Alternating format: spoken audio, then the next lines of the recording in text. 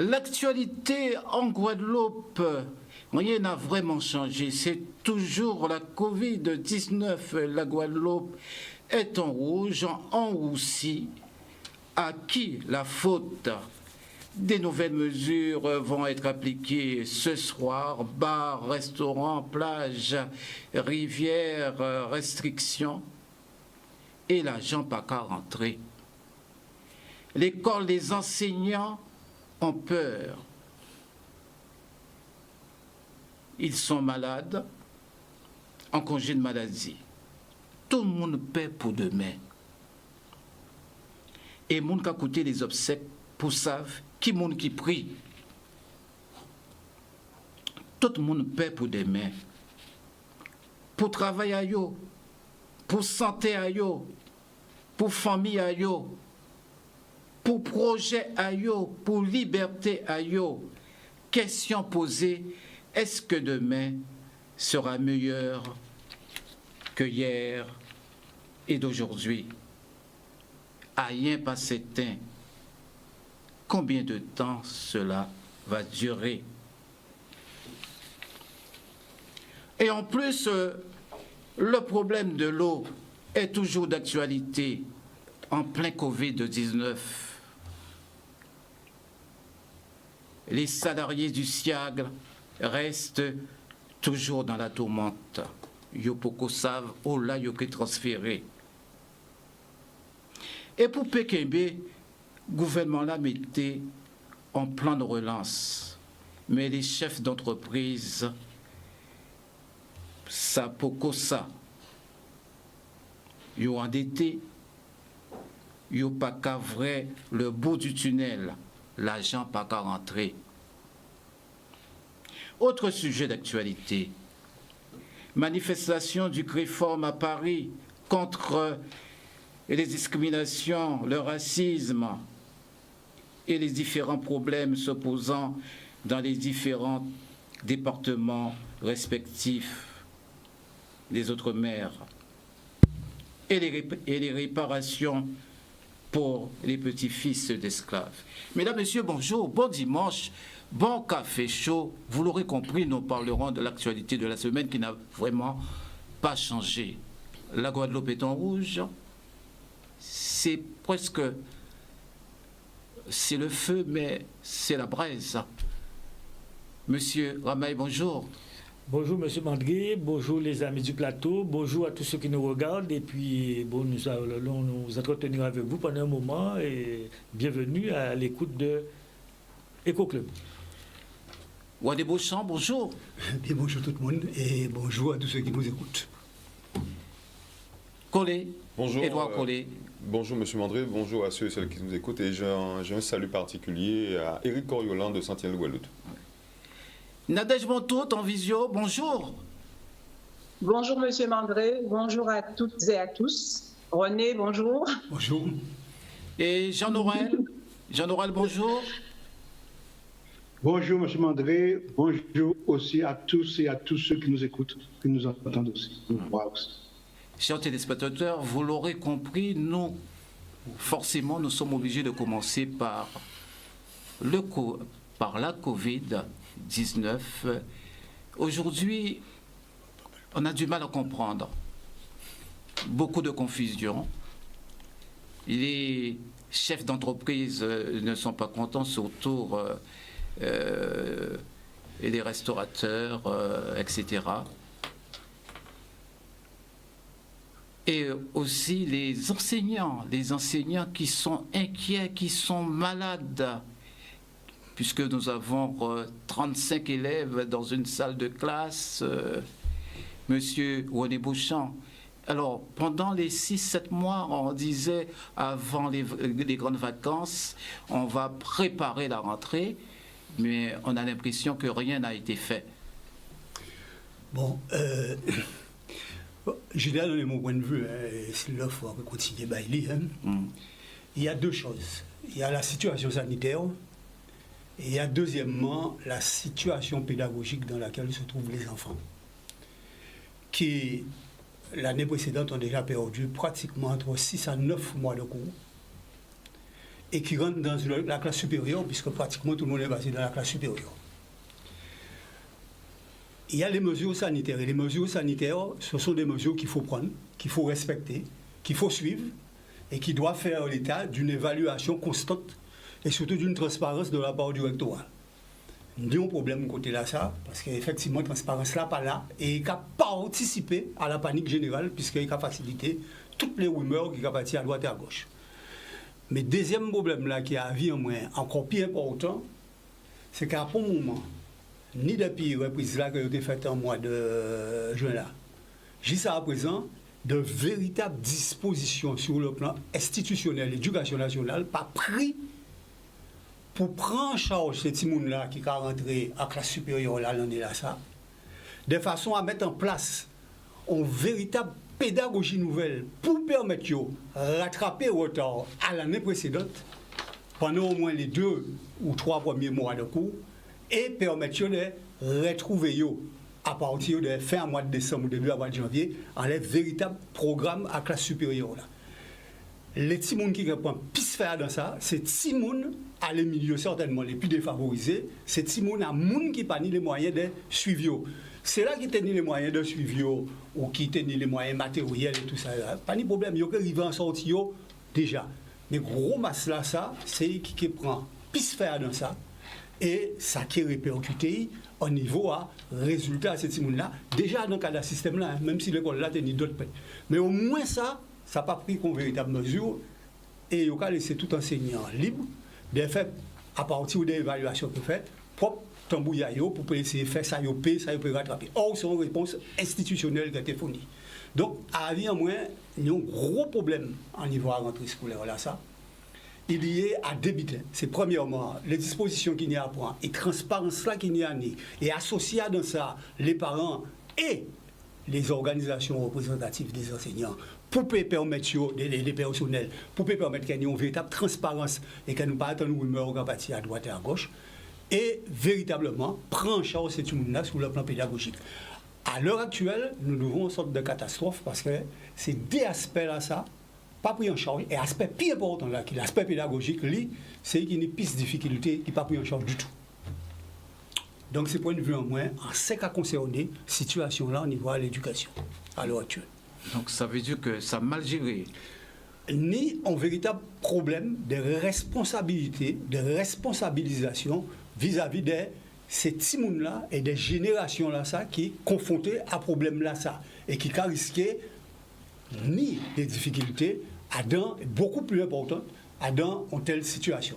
Mais ça lié à la situation générale là, face au Covid et qui est lié à toute responsabilité politique et administrative qui n'est pas assumée de manière correcte en Guadeloupe et qui a contenté simplement d'attendre les ordres venus de là-bas pour voir qu'il y aura fait incident.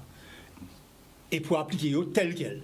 Malheureusement, nous ne pouvons pas appuyer nous en Guadeloupe véritablement à l'heure actuelle à un véritable comité scientifique qui peut constituer en Guadeloupe et qui n'a la possibilité de le constituer en Guadeloupe. Nous avons suffisamment de monde qui travaille sur le plan de la médecine, de la recherche, de la pharmacie, etc.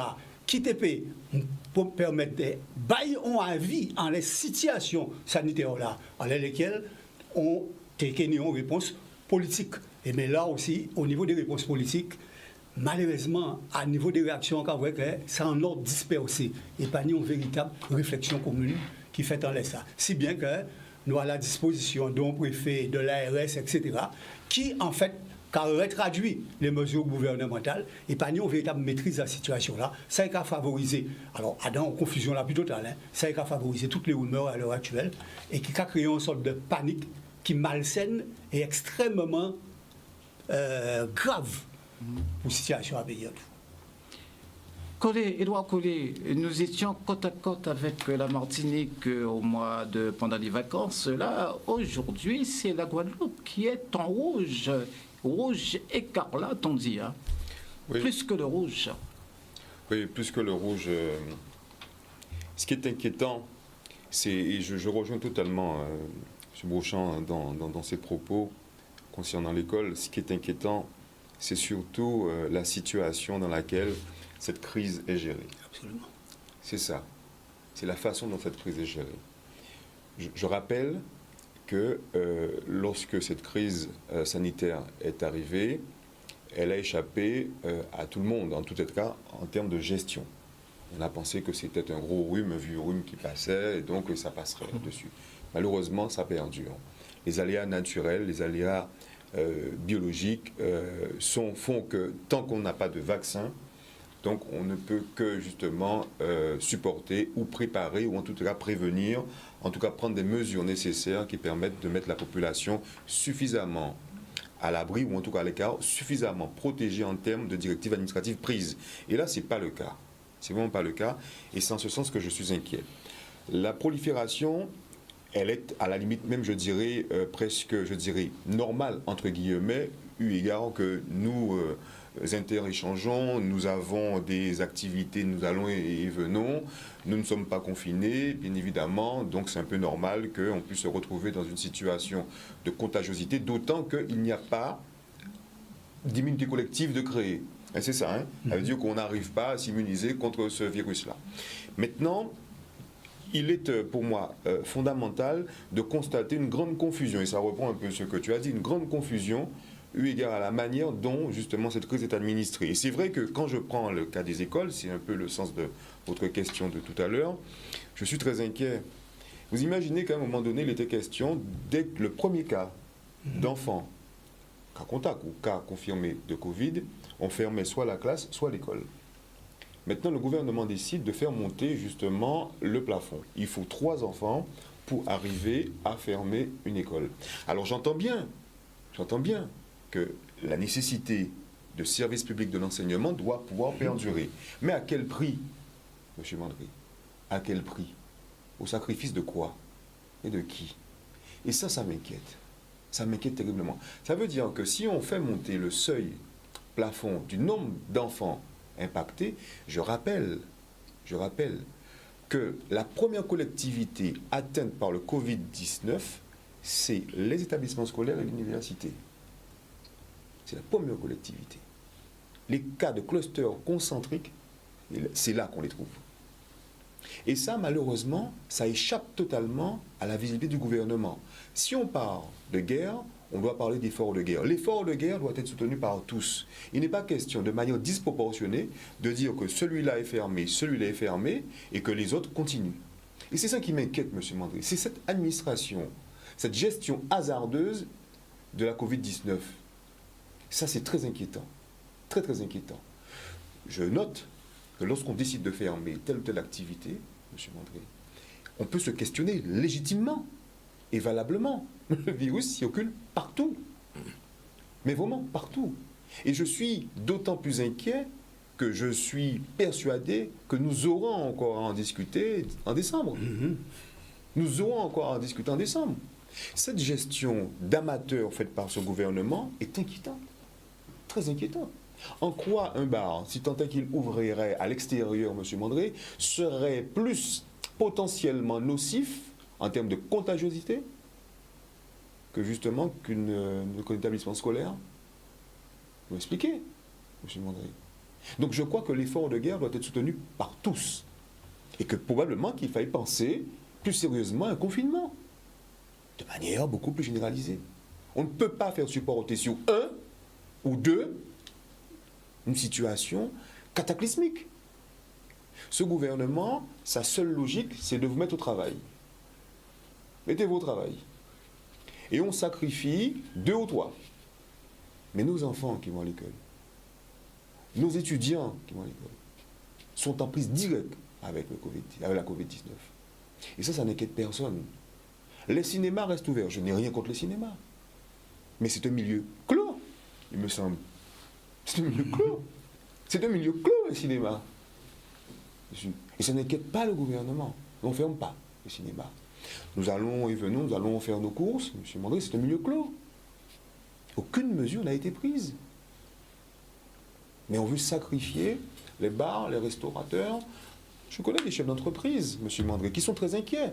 Je rappelle une chose, qu'une entreprise, ça fait deux choses. Soit ça fait des pertes, ou soit ça fait du profit. Et quand ça ne fait pas de profit, ça fait des pertes. Eh oui.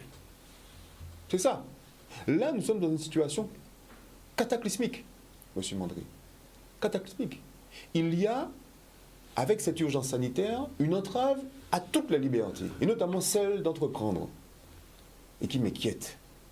Et ça ne crée pas, c'est certains de nos élus, à part Borel Certain, que j'ai entendu, que je salue, quand même, qui était très inquiète de ça. Oui, il faut être inquiet, puisque quand même, nous sommes un petit territoire avec un chômage endémique, un chômage sans cesse croissant. Qui va sauver la Guadeloupe de la situation dans laquelle elle est? Le préfet prend des mesures de manière aléatoire, peut-être du bon sens gouvernemental, dans le sens même de ce que tu disais. Donc on est dans un suivisme des décisions gouvernementales, mais loin, très éloigné de nos réalités économiques. La difficulté, c'est que beaucoup d'entreprises sont en train de sombrer, M. Mandry. Des chômeurs sont en train de naître d'une crise sanitaire mal gérée, mal administrée. Et Moun qui est de plus en plus malade de la Covid-19. Je suis très inquiet, M. Ramaille. Eh bien, c'est un sujet brûlant. Hein. Effectivement, il y a quelques inquiétudes à avoir concernant cette épidémie, pandémie qui frappe la Guadeloupe. Je crois que dans cette affaire-là, comme ça avait été dit la semaine dernière, la Guadeloupe a été quelque part victime de ce succès de destination.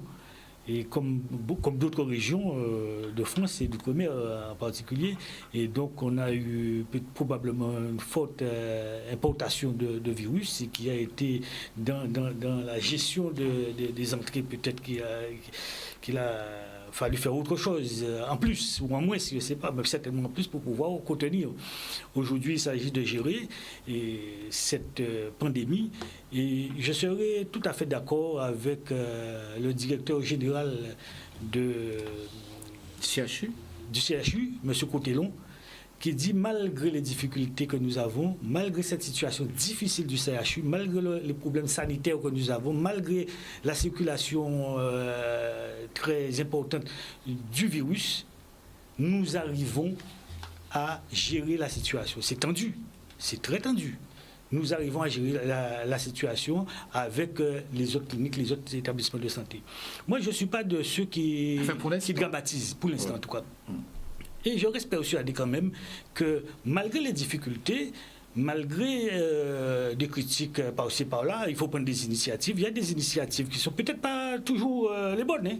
Je peux concevoir, mais la situation est gérée de manière à pouvoir faire au mieux pour contenir cette infection. Moi, je ne suis pas de ceux qui font du catastrophisme. Tout est mauvais, tout est mal fait.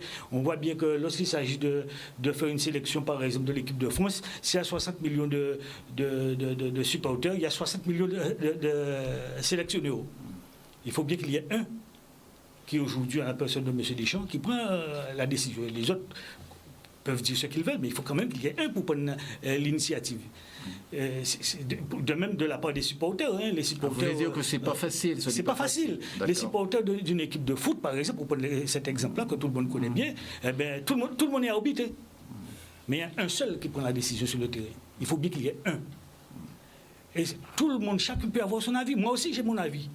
Il y a certainement des choses qui ne vont pas, des choses qu'on aurait pu faire autrement. Au lieu de fermer les bars, de fermer par exemple les écoles, les établissements où on va s'approvisionner en alimentation. Moi, je ne suis pas de cet avis-là. Il faut gérer, il faut vivre avec le Covid. On ne va pas fermer les classes. Il y a des gens qui...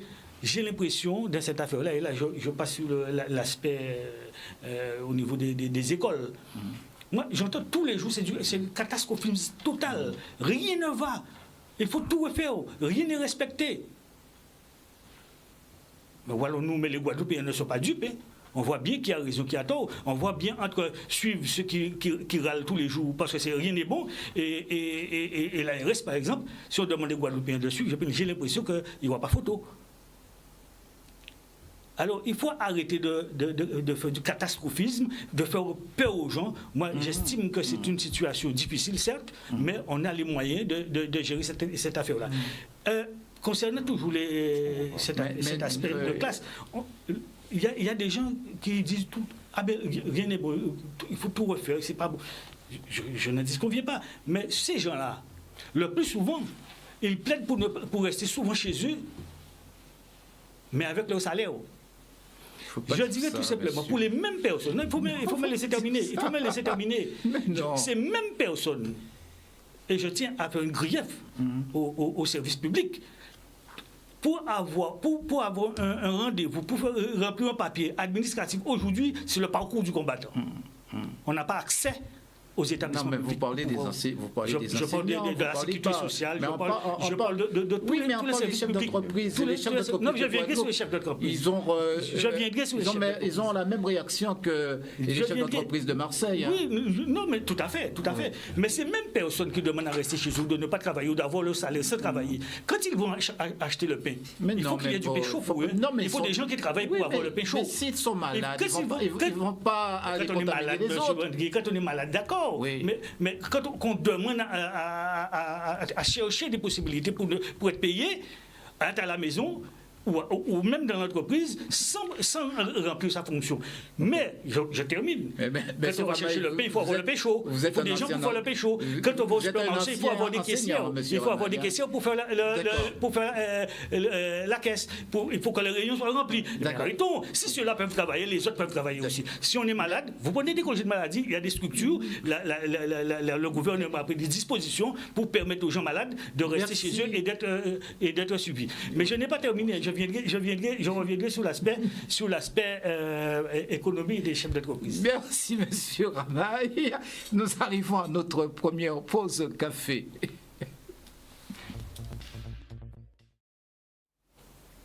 Et nous revoilà.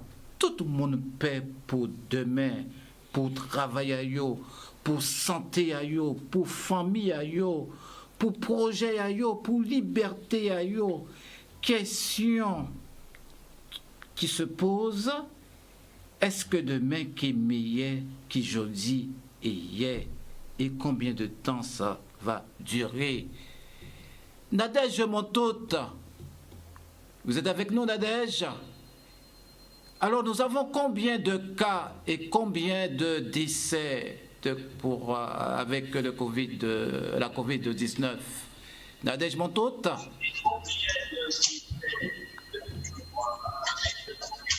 On a du mal à vous entendre chez nous. Aïe, aïe, aïe. On vous entend très mal. Nadège Montoute. C'est bon. Ça va maintenant, c'est mieux? Bien. Alors, on va... Ou alors... Jean-Noël, vous êtes avec nous? Ben, ça passe très mal. Alors, Nadège? On n'entend pas Nadège. Nadège, on ne vous entend pas. Là, j'entends, mais à peine. Là, on vous entend. On vous entend. Oui, combien de cas avons-nous? Là, j'entends, oui. Oui. Nous avons combien de cas? 1000 cas?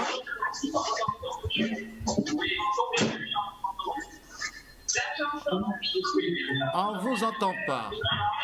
Oh là là. J'entends pas. Alors, monsieur Jean-Noël, vous attendez. Donc, à vous, Nadège. Bon, on va essayer de trouver une solution pour cela. Alors, d'après vous, monsieur... alors, à qui la faute, puisque nous sommes en rouge là? Vous disiez que, rien n'a été fait, c'est la confusion au niveau de l'école, donc on ne comprend pas trop avec le cinéma, les salles de cinéma qui restent ouvertes et puis les bars fermés, donc il y a une confusion. Monsieur René Beauchamp. Non, au niveau de l'école, ce qu'il y a, c'est qu'il y a un manque à la fois de transparence et il y a un manque de dialogue avec l'ensemble des partenaires de l'éducation, c'est-à-dire aussi bien les fédérations de parents d'élèves que les responsables des enseignants et des personnels, de façon à définir ensemble toute une politique. Et manifestement, ce manque se traduit à la fois sur le plan organisationnel, pour faire face à la situation de crise dans laquelle on est. Parce que quand un enseignant est par exemple touché par le coronavirus, et au niveau du primaire, il y a des moyens de remplacement. Ça existe, les îles, les brigades. Il y a donc des moyens de remplacement pour pouvoir remplacer quelqu'un qui momentanément sera sorti du système pour pouvoir permettre qu'il soit soigné et tout ça, et pour permettre aussi que les contacts autour de lui soient réglés. Au niveau du secondaire, il y a ce qu'on appelle les TZR, titulaires en zone de remplacement, etc. Donc il y a tout un certain nombre. Alors peut-être qu'il n'y a pas suffisamment de personnes, il y a moyen d'embaucher des contractuels, etc. Mais dans cette situation de crise, il y a des moyens de remplacement qui peuvent permettre de faire face à cette situation. En ce qui concerne la situation des élèves, on sait très bien que le virus ne se transmet pas spécialement entre enfants à ce niveau-là. Donc les mesures ont été allégées. À la limite, ça ne pose pas de gros problèmes, mais il faut faire attention à ce que tout cela soit très transparent, soit communiqué de manière claire et nette, de telle façon à pouvoir éviter toutes les rumeurs. Ça, c'est pour l'école. Le deuxième volet, qui est le volet le plus important pour lequel on n'a pris aucune disposition et qui me paraît le plus catastrophique, c'est la partie pédagogique, le volet pédagogique. Et ça me paraît extrêmement grave. Nadège Montoute?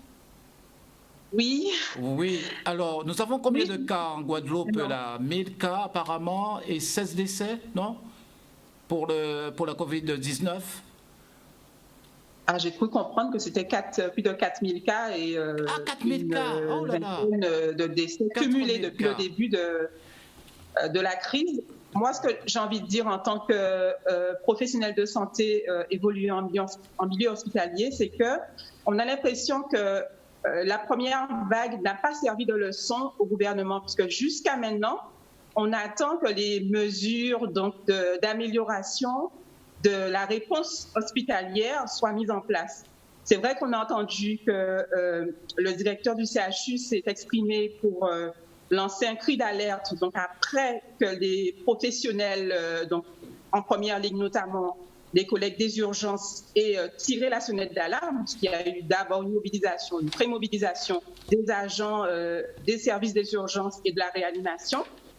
Ensuite, la direction du THU a décidé de déclencher le plan blanc.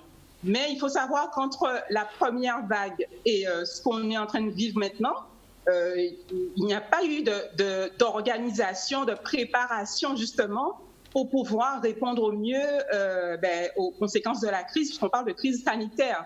Donc si tout ce qu'on est en train tout le débat qu'on a aujourd'hui tourne autour de la crise sanitaire. Donc ça veut dire qu'il y a un problème au niveau de la réponse sanitaire. Ça veut dire que le système de santé n'est pas prêt à justement faire face à ce type d'épidémie. On est quand même un siècle où les progrès de la médecine voudraient qu'on puisse justement pouvoir parer à toutes les éventualités en matière de santé, en matière de prise en charge des problèmes de santé.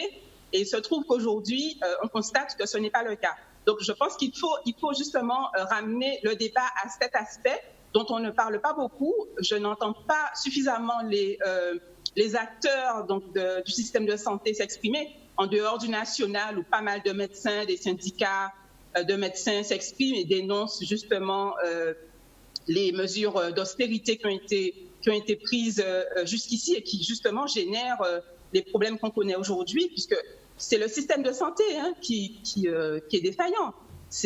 On ne peut pas répondre parce qu'on n'a pas préparé. On n'a pas préparé d'une part, et d'autre part, on a aussi, on a un peu au niveau des lois, des réformes entre guillemets qui ont été votées par l'actuel gouvernement et les précédents aussi depuis la T2A, donc la logique budgétaire qui a été instaurée au niveau hospitalier en particulier.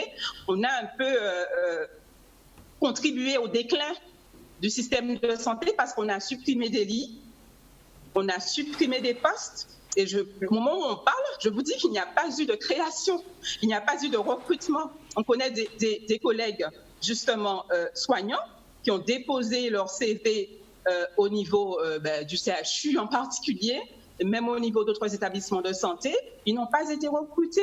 On fait appel aux libéraux, on fait appel à la réserve sanitaire, alors que nous avons, ici en Guadeloupe, des professionnels, des soignants, des aides-soignants, des infirmiers qui sont sur le marché et qui voudraient justement contribuer à ce qu'on améliore notre réponse hospitalière, puisqu'on ne peut pas en permanence attendre sur la France hexagonale. On devrait, en tant que justement territoire éloigné, on devrait s'organiser et optimiser les moyens au niveau de l'hôpital. Sinon, on ne va pas avancer. On doit s'organiser localement pour mettre à niveau les effectifs et puis s'assurer d'avoir tous les équipements, tous les moyens sur place pour pouvoir répondre à une telle situation.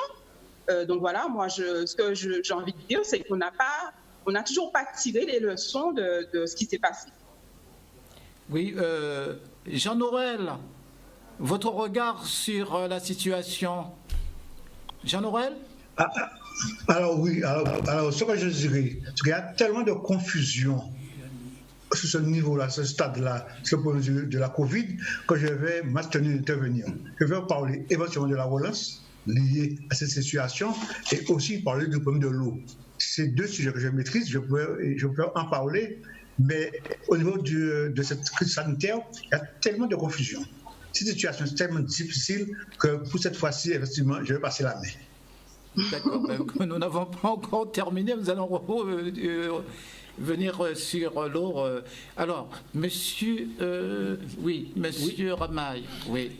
Oui, quand on entend des propos disant que nous ne sommes pas prêts pour pouvoir affronter cette situation, moi, je n'aime pas entendre ce genre de propos parce que quand on dit on n'a pas tiré les leçons du début de la crise, aujourd'hui quand même, et je reste un petit peu dans le droit fil de ce qu'a dit M. Cotellon, la semaine dernière ou la semaine d'avant, nous avons reçu en Guadeloupe des personnes de la réserve sanitaire. Hier, on a reçu des militaires pour venir en renfort des équipes de santé du CHU. Aujourd'hui, on doit recevoir l'autre partie qui va faire une quarantaine en tout. Donc, je ne sais pas, hein, certainement, on peut en faire plus, hein, certainement. Mais quand on essaie de faire croire aux Guadeloupéens que le système de santé est défaillant et qu'on risque de mourir parce qu'on va arriver probablement à choisir qui on va sauver, moi, je dis que je ne peux pas m'inscrire dans cet aspect-là. Je crois que la direction de l'hôpital, avec les autres hôpitaux et cliniques du pays, avec les renforts qu'on a vers la Martinique, vers la Guyane et vers la métropole, avec la rapidité des avions aujourd'hui, je ne crois pas que la Guadeloupe est isolée au point de faire paniquer les gens. Je crois que jusqu'à maintenant, la situation est dans l'ordre. On ne peut pas dire que c'est une situation maîtrisée. Je pense aujourd'hui maîtriser, même si c'est tendu. On sait bien que nous ne sommes pas loin de la situation. Et là, il faut que les Guadeloupéens aussi se prennent en main. Respecter les gestes barrières, notamment en famille. Il n'est pas interdit d'être en famille le dimanche, le samedi, le soir, mais respecter le minimum, autant que possible, repousser les anniversaires, repousser les rencontres conviviales, ou alors prendre des précautions, les gestes barrières qu'il faut, mais il faut que nous soyons un peu plus disciplinés. Nous devons faire reculer, et nous avons la capacité de faire reculer cette Covid-19. Déjà, on a vu en février-mars, la Guadeloupe n'était pas si atteinte que ça. On a pu limiter la casse. Aujourd'hui, les choses se sont multipliées, je pense, à cause du succès de la destination Guadeloupe. Maintenant, il faut maîtriser que les Guadeloupéens, et tant mieux si on a un succès de la destination Guadeloupe, tant mieux. Et je rends hommage à tous ceux qui sont dans le domaine touristique et de la restauration. Aujourd'hui, il faut prendre le taureau par les cornes. Chaque Guadeloupéen doit se mettre doit se sentir responsable pour faire barrage à ce Covid, pour au moins retrouver le niveau qu'on avait avant, ou en tout cas en début, au mois de février-mars. De manière, je sais que nous sommes capables de faire ça. Les Guadeloupéens, ce sont des gens disciplinés, ce sont des gens responsables. Nous allons y arriver et prenons le taureau par les cornes, mettons-nous ensemble, respectons les gestes barrières, repoussez les anniversaires, prenons les précautions d'usage qu'il faut, et je suis sûr que d'ici mi-octobre, on devrait avoir une situation bien meilleure en Guadeloupe. Et je compte sur les Guadeloupéens. Édouard Collet, alors vous êtes contre les regroupements familiaux?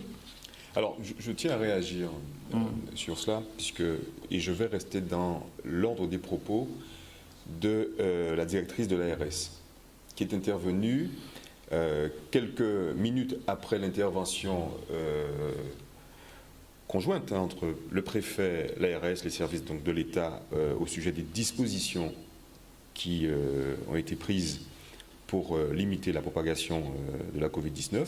Et j'ai été effaré d'entendre des comparaisons hasardeuses que je traiterai un peu d'infantilisantes provenant de Madame de Nux, qui, je crois, a manqué de lucidité dans ces propos-là. Puisqu'on ne peut pas, sous couvert d'une propagation de virus exponentielle dans notre département, justifier des mesures en disant que oui, que nous avons des habitudes de nous retrouver en famille, ce qui ne se fait pas à Paris.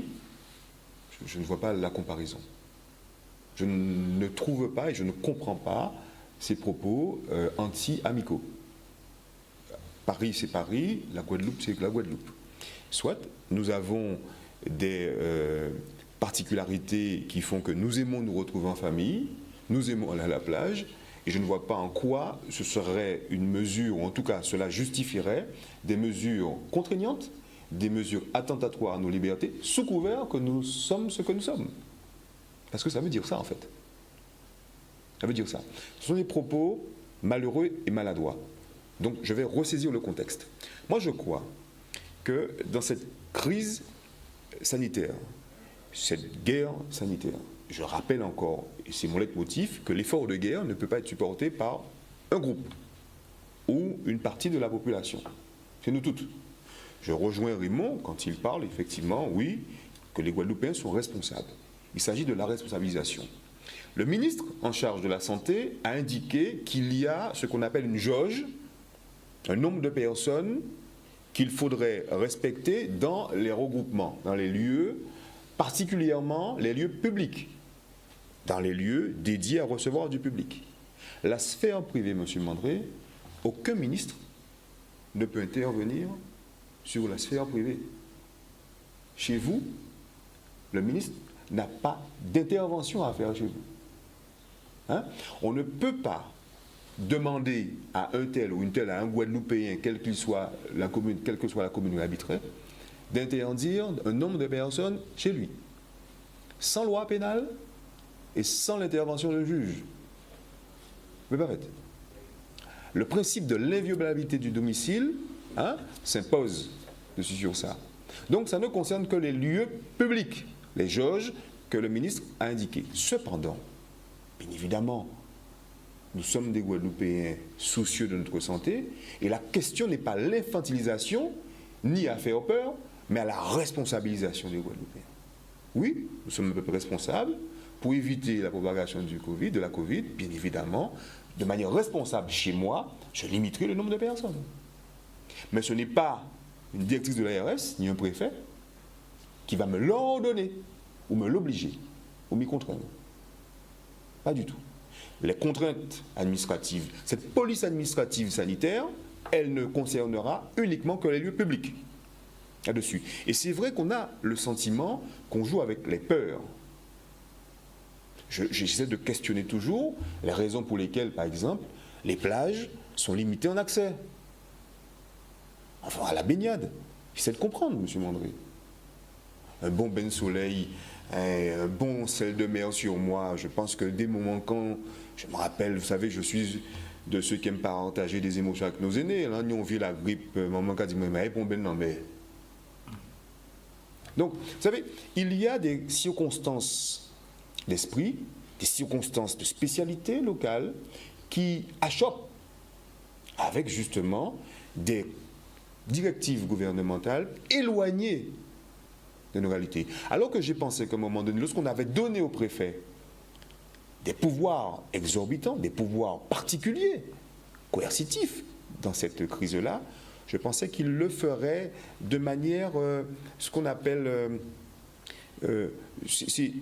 en supposant que la subsidiarité existerait. C'est-à-dire qu'on le fait au plus petit échelon de décision locale.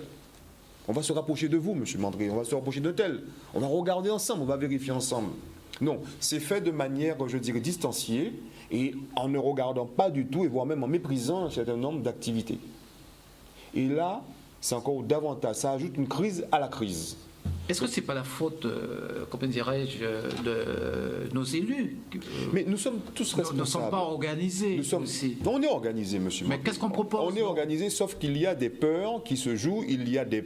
Écoutez, vous avez un préfet qui est parti et qui a laissé à un autre des coups des franches, qui a autorisé un comportement, un fonctionnement, au point que des peurs se sont installées, qu'on a peur un peu de lever le petit doigt. Moi, j'ai vu Josette Borrell, certaine courageuse femme qu'elle est, a décidé de dire, mais cette décision réglementaire que prend le préfet donc, est un peu hasardeuse. Ça, c'est un acte de courage. J'entends d'autres dire oui, mais bon, de toute manière, que oui, ils pensent d'abord à la santé des Guadeloupéens. Mais oui, je veux que vous pensiez à ma santé. Mais ce n'est pas qu'une question de santé, c'est une question aussi de santé économique. Donc, il y a justement cette dualité qui doit coexister. Et j'ai l'impression qu'on ne fait pas en sorte de faire justement coexister ces éléments-là. Et donc, je veux bien croire qu'il y a des difficultés, mais je crois que cela n'est pas impossible, mais avec plus de concertation et éviter que justement de laisser les coups des franches au préfet.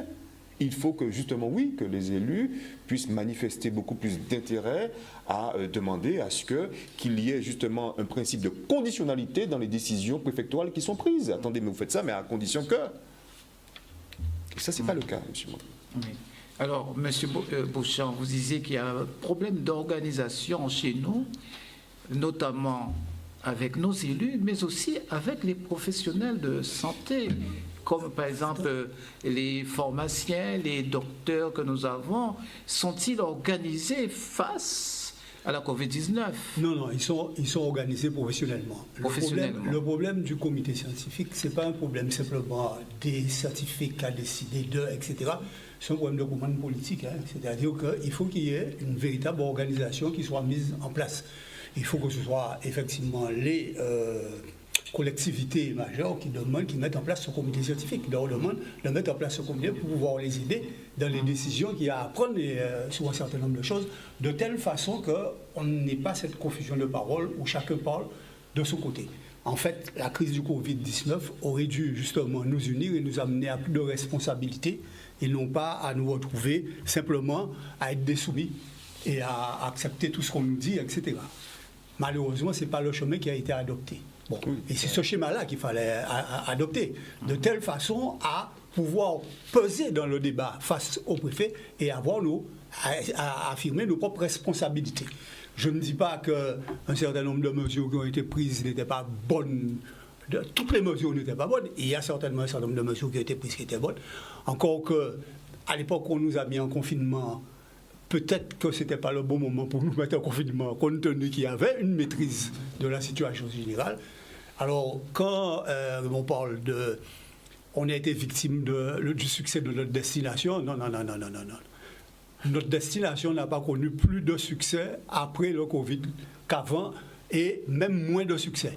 En fait, on a été victime d'une chose, c'est d'un relâchement général en ce qui concerne la maîtrise. Comme partout ailleurs, effectivement. En ce qui concerne la maîtrise des entrées et sorties et le contrôle sanitaire qu'il fallait exercer à ce niveau-là. C'est parce que la première fois, il y a eu, malgré quelques problèmes, un contrôle sanitaire qui a été fait de manière plus stricte qu'on n'a pas été plongé dans une crise la première fois. Mais cette fois-ci, avec le relâchement de ce contrôle-là et tout ça, effectivement, on s'est retrouvé dans cette situation. Deuxièmement, il faut savoir aussi que quand on parle de sphère familiale et tous ces trucs-là, il faut savoir aussi qu'il y a un certain nombre d'autres clusters qui ont été créés par un relâchement, mais d'une certaine catégorie de personnes. Quand il y a des regroupements de bateaux avec, etc., de fêtes et tout ça, c'est pas là qu'on met des mortels qui va dans ça. C'est un certain nombre de gens bien précis. Donc, il y a eu tout un certain nombre de relâchements qui n'ont pas été arrêtés. Parce qu'on pouvait arrêter ça. Attends, on ne l'a pas fait.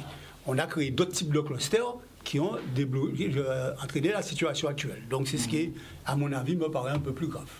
Nous arrivons à notre deuxième pause café et on ira sur l'impact au niveau de l'économie sociale.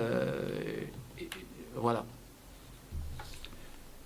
Où en est-on avec la problématique de l'eau en plein Covid-19? Monsieur Jean-Noël, que pouvez-vous nous dire? Monsieur Jean-Noël, vous êtes avec nous? Oui, voilà, je suis avec vous. Oui, voilà. Sur le problème de l'eau, en préalable, je dirais, on a suffisamment d'eau en Guadeloupe, puisque actuellement, on a en production pratiquement, je dis, 70 millions de mètres cubes d'eau. La demande, c'est autour de 40-45 millions de mètres cubes d'eau. Donc, on a pratiquement 50 à 60% d'eau qui se perd dans la nature. Simplement parce qu'il y a beaucoup de fuites. Voilà. Mais cette situation est souvent elle est décriée. On comprend des fois les abonnés, ils ont raison par rapport à cette situation. Mais il faut savoir, c'est une situation qui a été véritablement. J'avais entendu un préfet dire que le manque au robinet, c'est un crime. Effectivement, c'est un crime contre la Guadeloupe. Sauf que ça a été programmé, je ne veux pas que ça a été volontaire. Parce que il faut le savoir, j'ai été salarié de la Chambre des eaux Veolia pendant pratiquement 32 ans. Et j'affirme que cette multinationale a délibérément saboté le système. Parce qu'à un certain moment, des élus d'une part, mais il y a aussi des syndicalistes, il y a eu et la population, notamment en 2009, ont demandé que l'eau soit gérée par des Guadeloupéens, qu'il n'y ait plus de multinationales. Et bien, volontairement, depuis 2009, ils se sont organisés pour saboter le système. Tout le monde l'a su, notamment en 2009, après 2010. Pendant pratiquement 3 ans, les collectivités, les opérateurs n'ont pas pu envoyer de facture. Il n'y a pas eu de facture. Mais ce qui s'est passé, que je parle du SIAG, le SIAG s'est trouvé avec un manque de recettes. Et aujourd'hui, on subit cette conséquence. Mais c'était quelque chose qui a été programmé, qui a été volontaire, parce que cette multinationale voulait, avant son départ, mener la position appellation Boulet. Et ça, je l'affirme. Et pour preuve, j'ai lancé une pétition au mois d'avril pour demander une commission d'enquête parlementaire sur cette affaire. Quand cette affaire est extrêmement grave, car dans cette affaire aussi, il y a beaucoup effectivement, de corruption, de manœuvres pour amener cette situation. Je dis effectivement, c'est un crime contre la Guadeloupe. Et effectivement, lorsqu'il y a crime, forcément, il faut trouver des coupables. Alors, les vrais coupables, pas les faux coupables, car on a fait des procès sous ce qu'on appelle les personnes coupables, mais le gros coupable, effectivement, le groupe du général de Veolia, eh bien, il compte toujours. Certainement, un jour, il va y avoir cette affaire, puisse rebondir pour qu'on sait comment. Je donne l'exemple. Alors, il faut savoir que cette multinationale faisait de l'ordre de 4 millions d'euros d'excédents par an. 4 millions d'euros d'excédents brut par an. Sur un chiffre d'affaires qui était entre pratiquement autour de 60 à 70 millions d'euros. Eh bien, brutalement, eh bien, ils ont empêché au CE, au comité d'entreprise, de faire une expertise des comptes, car tous les ans, le comité faisait des expertises du compte. En 2009, 2010 et 2011, le comité a été empêché de faire l'expertise des comptes. Et on sort de plus 4 millions d'euros d'excédents par an. Et pendant pratiquement donc 5 ans, il n'y a pas eu d'expertise. Et on tombe autour de, écoutez bien, 100 millions d'euros de pertes. Il va falloir, sur 5 ans, il va falloir en moyenne 20 millions par an. Il va falloir expliquer comment on passe de plus 4 millions d'euros par an et on tombe pratiquement à 20 millions d'euros par an. Mais ce qui est grave, c'est que ce déficit qui a été provoqué a été transféré aux collectivités. Aujourd'hui, qu'il s'agit du SIAG, qu'il s'agit de Rénoc, qu'il s'agit de Eau d'Excellence, tout le monde, effectivement, est en déficit. On parle beaucoup du SIAG, mais tous les régies qui ont été créées par les collectivités sont en déficit parce qu'on les a transférés un déficit. Et je dis encore, ça a été volontaire. C'est un véritable sabotage. Alors, véritable sabotage, donc les coupables continuent. Et comme dirais-je à courir, M. Beauchamp, voulez-vous intervenir un peu parce que est-ce vrai, les coupables continuent à... Mais c'est évident que les coupables continuent à vivre et que les condamnations ou les procès là sont des procès pour le moment qui sont des procès inaboutis, même s'il y a des condamnations, soit dit ça et tout ça. Mais le fond de l'affaire, le fond des problèmes n'a jamais été abordé. Bon, ce qu'il faut savoir quand même, il faut être clair là-dessus, c'est que pratiquement depuis 1996, on peut dire que rien n'a été mis en place en Guadeloupe en matière de politique financière pour les investissements et de planification au niveau de l'eau. Et depuis cette période-là, on a eu une dégradation de plus en plus importante. D'autant plus qu'il faut savoir une chose, c'est que les tuyaux qui ont été mis en place en Guadeloupe pour la distribution de l'eau et tout ça avaient une durée de vie de 50 ans. Et que depuis cette période-là, et ça avait été mis en place bien longtemps avant, et depuis cette période-là, manifestement, il y a une gabegie.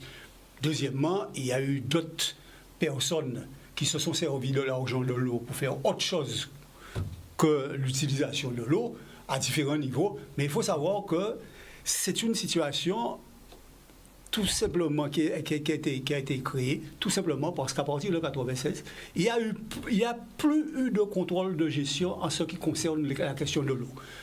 La responsabilité de l'eau était donnée aux communes au départ. Et les communes s'étaient organisées. Certaines se sont organisées avec la SIAG, d'autres se sont organisées différemment, comme au niveau du Sud-Basse-Terre, etc. Il y en a eu d'autres qui ont des régies et autres. Mais jusqu'après, pour pouvoir faire fonctionner la gestion de l'eau, il fallait à ce moment-là avoir une politique prévisionnelle qui permette à la fois au niveau des investissements, au niveau des stockages d'eau, parce qu'il faut savoir que dans notre pays, il y a une solidarité entre la Grande Terre et la Basse Terre. C'est essentiellement sur la Basse Terre qu'il y a des usines de captage d'eau, etc. Et que sur le reste du territoire, la Grande Terre et autres, c'est essentiellement par l'intermédiaire des tuyaux, des réserves d'eau et tout ça qu'on fait la distribution. Il y a une solidarité entre les deux. Et à partir du moment où il n'y a plus eu de maîtrise au niveau à la fois d'une politique d'investissement et aussi d'une planification en ce qui concerne l'entretien même du réseau, eh bien, à partir de ce moment-là, c'est parti en vrille et pratiquement chacun a fait ce qu'il voulait faire de son côté. Donc, effectivement, nous en sommes à cette situation actuelle. Manifestement, il faut qu'il y ait que l'eau devienne un véritable service public. Il faut qu'il y ait un organisme centralisateur qui gère le problème de l'eau, mais ça ne permettra pas de résoudre tous les problèmes d'un seul coup. Si en même temps, il n'y a pas une politique à la fois d'investissement et de planification mise en place pour permettre de remédier à la situation actuelle, et ça prendra du temps de remédier à la situation actuelle. Il ne faut pas couillonner non plus la population de ce côté-là et faire croire qu'en l'espace de 1 mois, parce qu'il y aura la structure, tout sera réglé, ça prendra bien. Ça sera bien étalé sur 10 ans parce que changer toute la quantité, tout le système, tout le réseau de tuyaux et tout ça, l'améliorer et le changer, il faut savoir que ça prendra un temps particulier et assez important. Alors, monsieur Jean-Noël, vous êtes avec nous? Monsieur Jean-Noël? Là, je l'attends. Monsieur Jean-Noël? Oui, alors, oui, je suis là. Alors, quel avenir pour le SIAG et aussi pour les salariés, puisque il est question, je ne sais pas moi, de la dissolution, de la disparition du SIAG d'ici 4 à 6 mois, et puis transfert peut-être des salariés. Voilà. Oui, mais en complément de ce que disait René Beauchamp, le problème de l'eau a démarré et effectivement en 1982, lorsqu'on a mis en place la décentralisation. Alors, auparavant, il y avait le Conseil général qui, son appel dans le cadre du développement rural, s'occupait effectivement de l'équipement et des eaux. Sauf que lorsqu'on a mis les deux assemblées en finalement, il n'y a pas eu de chaîne de flux dans l'eau. Donc, tout le monde a pu faire effectivement ce qu'il pouvait, mais il n'y avait pas de chiffre, il n'y a pas de schéma direct de l'eau. Chacun a fait comme il pouvait. Et c'est pourquoi les salariés, dès 1989, ont demandé un syndicat unique de l'eau. Dès 1989, ça a été repris en 2009 par le LKP, mais auparavant, les salariés avaient déjà demandé, parce qu'on a vu, on a constaté que malheureusement, il n'y avait pas d'investissement. C'est pourquoi ce manque d'investissement de 1982 a amené à cette situation. Alors, au niveau du SIAG, alors, il faut savoir, alors, souvent, on parle de la situation du SIAG. Je dis, tous les régies qui ont été mis en place sont dans la même situation que le SIAG. Absolument. Tout le monde est déficitaire. Et je dirais à la rigueur même, et on le voit, le SIAG a un problème de trésorerie, parce que les autres régies, quand le SIAG vend de l'eau pour Grands Sud Caraïbes, et pour Rénor, et pour Odex, Cap Excellence, et malheureusement, ces organisations sont incapables de payer le SIAG. On le sait, on l'a dit récemment, que Odex, c'est le régime de Cap Excellence, doit pratiquement autour de 10 millions d'euros au SIAG. On a aussi Grands Caraïbes qui doit pratiquement 8 millions d'euros. Alors, si jamais le SIAG, normalement, n'a pas de problème d'équilibre financier, le SIAG a un problème de trésorerie. Alors, souvent, le SIAG est très, très décrié. Le SIAG est très décrié et beaucoup effectivement parce que, je vous dis encore une fois, volontairement, l'agent des eaux, dans sa stratégie de saboter le système, a voulu effectivement abattre le SIAG. Car l'ancien président du SIAG était favorable à la création du syndicat unique. Et aujourd'hui, on voit beaucoup, aujourd'hui, on veut remplacer Veolia par Suez. Donc, on veut encore dissoudre le SIAG pour favoriser un peu le retour de Suez, pour le remplacer et pour remplacer Veolia. C'est beaucoup plus un combat de multinationales. Et je mets encore des Guadeloupéens.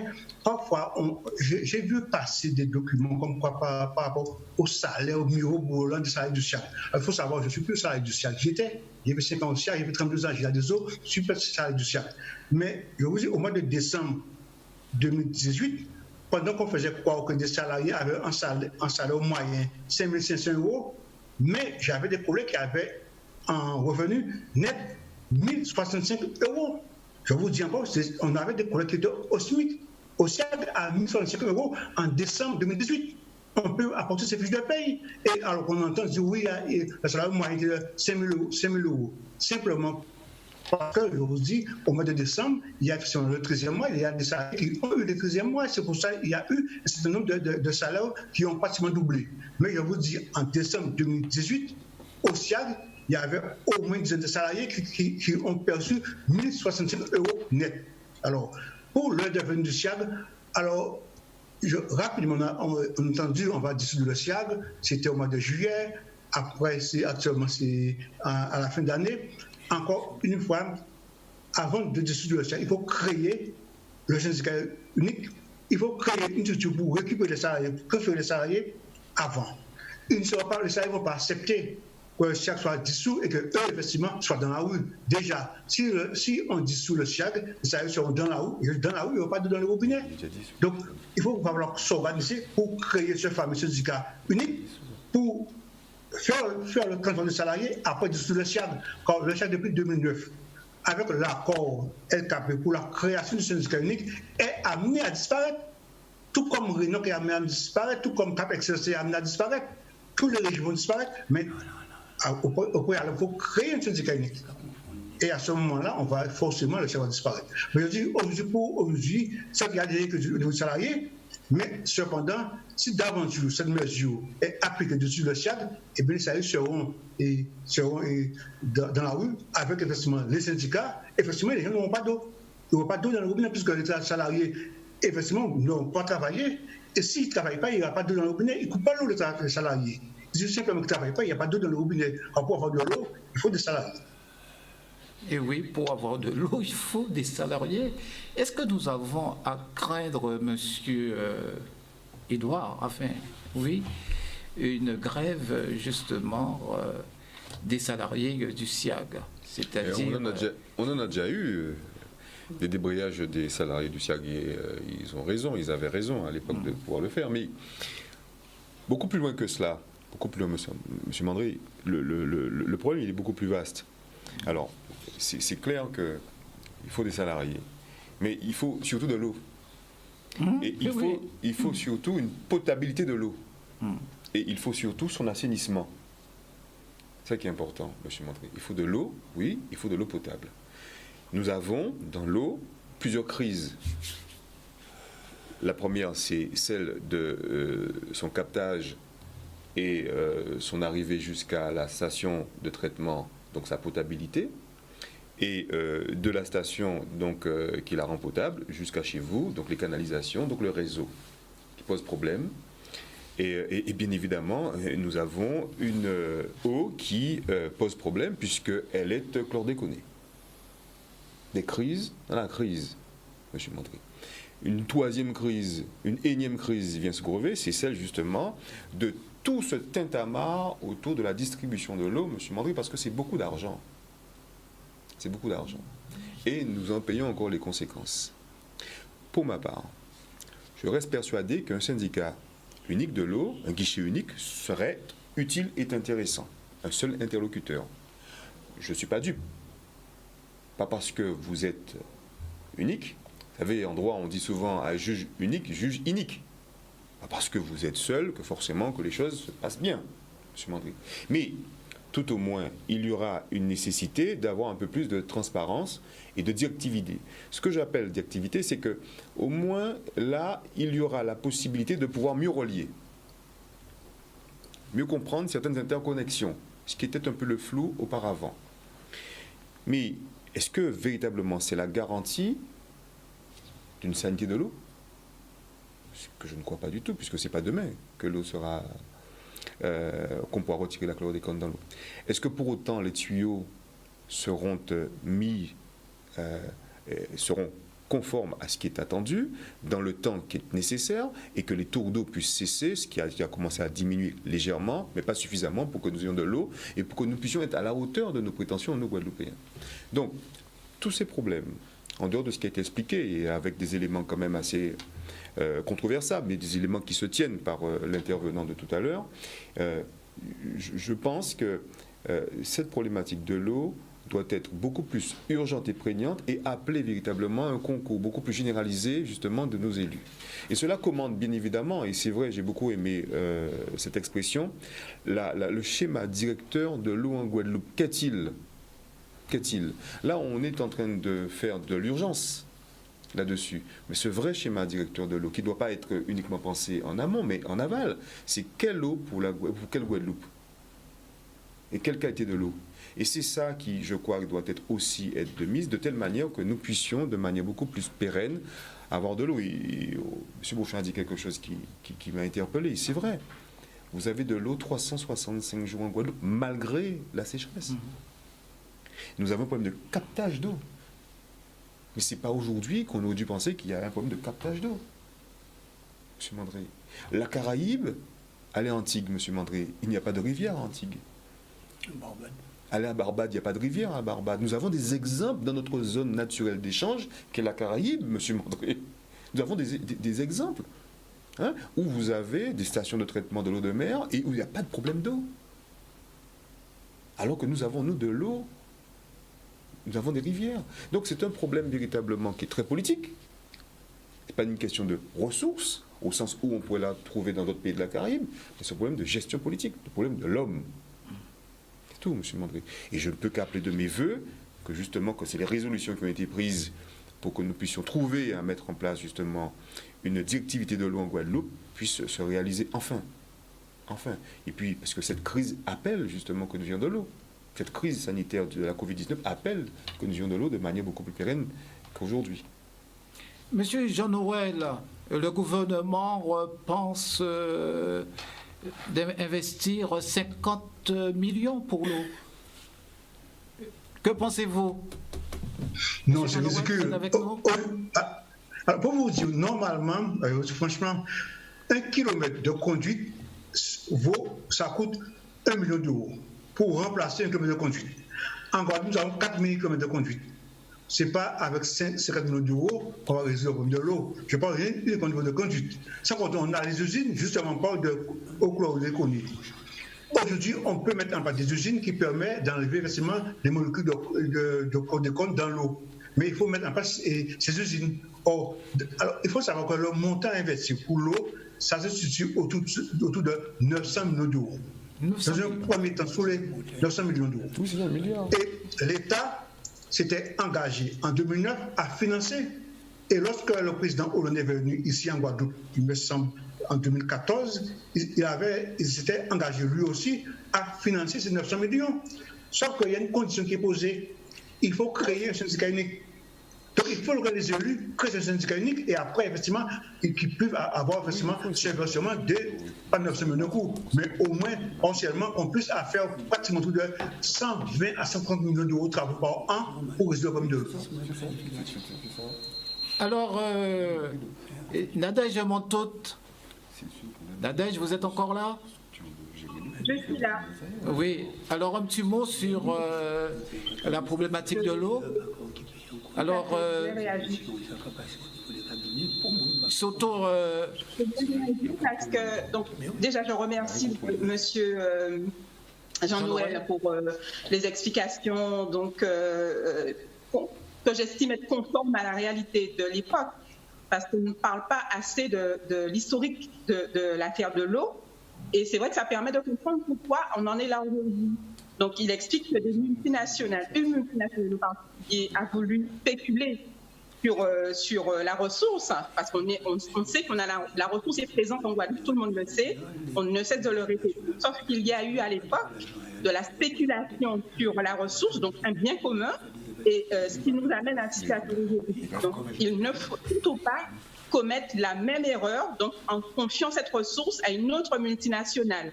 Et pour notre part, donc au niveau du mouvement que je représente, on est tout à fait d'accord avec les préconisations donc, des travailleurs de l'eau qui réclament une enquête parlementaire parce que finalement, les personnes qui ont créé la situation qu'on vit aujourd'hui n'ont jamais été condamnées, n'ont pas été inquiétées et du coup, on n'a pas récupéré l'argent, oui. ils ont détourné en quelque part. On va bientôt terminer, Nadège. Hein. Oui, c'est sûr. Rapidement, Nadège. Il y a une gestion publique.